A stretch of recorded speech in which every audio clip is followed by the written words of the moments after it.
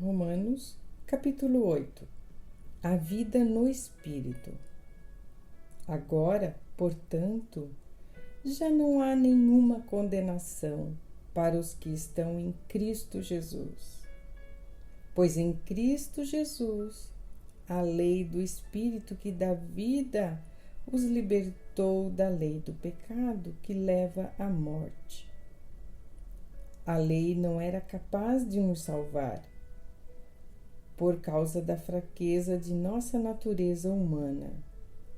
Por isso, Deus fez o que a lei era incapaz de fazer ao enviar o seu Filho na semelhança de nossa natureza humana pecaminosa e apresentá-lo como sacrifício por nosso pecado.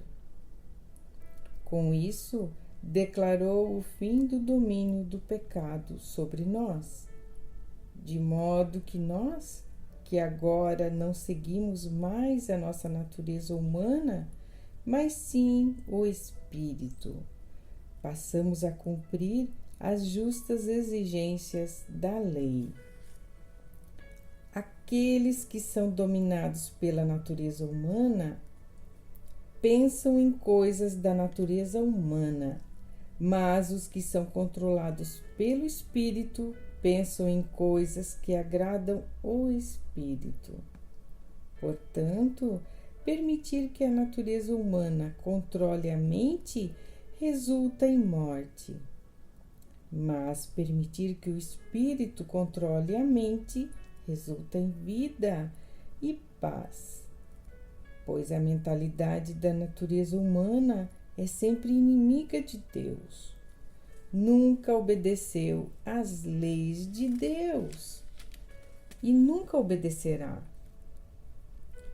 Por isso, aqueles que ainda estão sob o domínio de sua natureza humana não podem agradar a Deus. Vocês, porém, não são controlados pela natureza humana, mas pelo Espírito, se de fato o Espírito de Deus habita em vocês. E se alguém não tem o Espírito de Cristo, e ele não permanece. Uma vez que Cristo habita em vocês, embora o corpo morra por causa do pecado, o Espírito lhes dá vida, porque vocês foram declarados justos diante de Deus.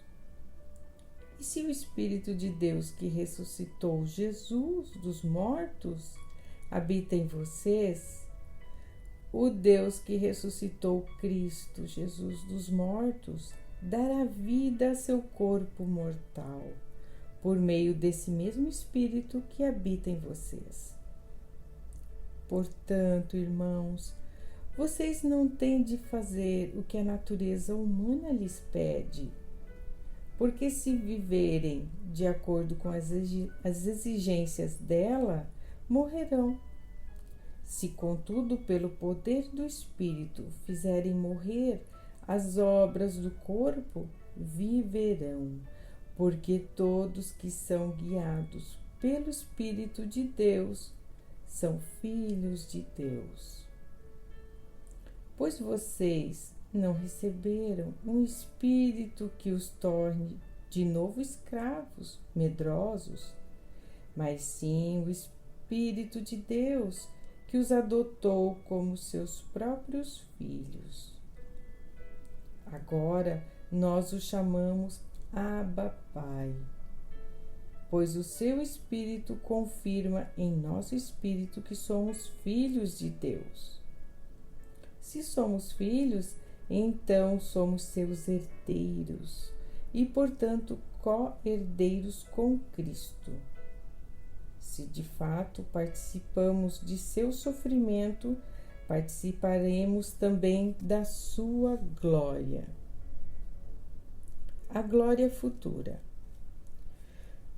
Considero que nosso sofrimento de agora não é nada comparado à glória que ele nos revelará mais tarde.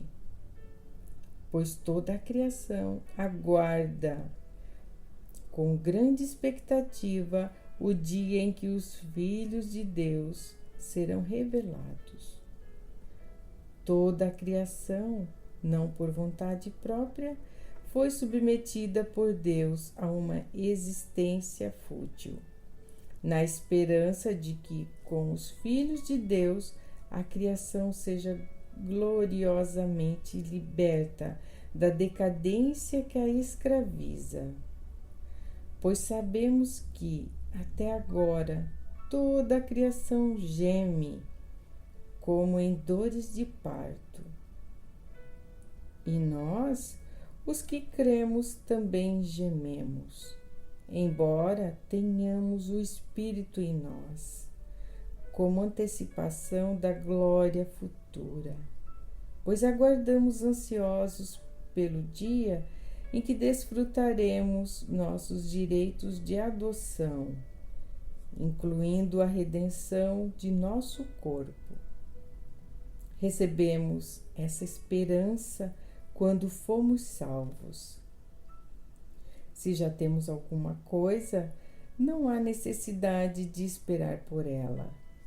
Mas se esperamos por algo que ainda não temos, devemos fazê-lo com paciência e confiança. O Espírito nos ajuda em nossa fraqueza, pois não sabemos orar segundo a vontade de Deus. Mas o próprio Espírito intercede por nós com gemidos que não podem ser expressos em palavras.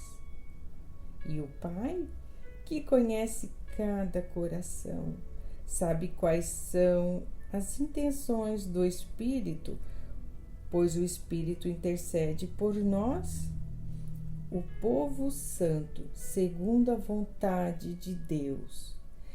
E sabemos que Deus faz todas as coisas cooperarem para o bem daqueles que amam e que são chamados de acordo com o seu propósito.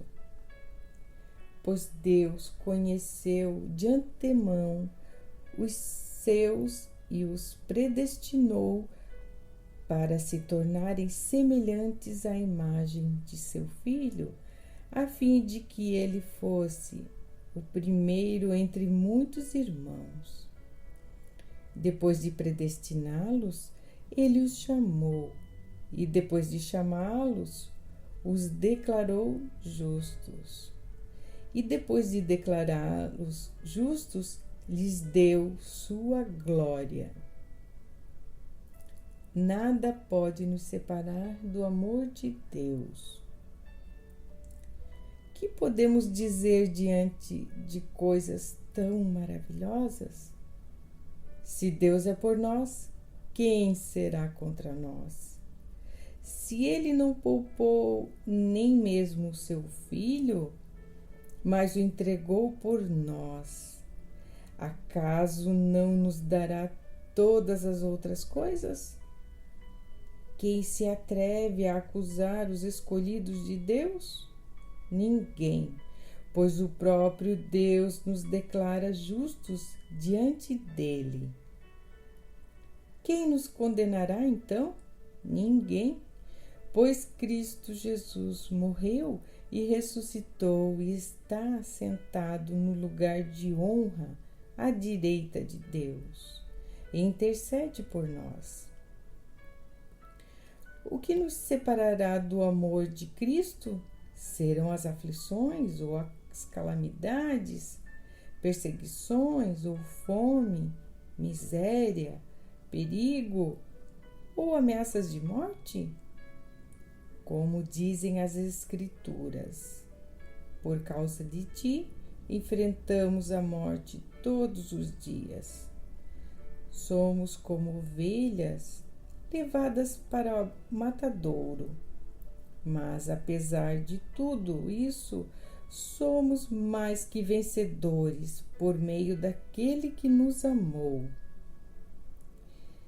E eu estou convencido de que nem a morte, nem a vida, nem anjos, nem demônios, nem o que existe hoje, nem o que virá no futuro, nem poderes, nem altura, nem profundidade, nada em toda a criação jamais poderá nos separar do amor de Deus revelado em Cristo Jesus, nosso Senhor.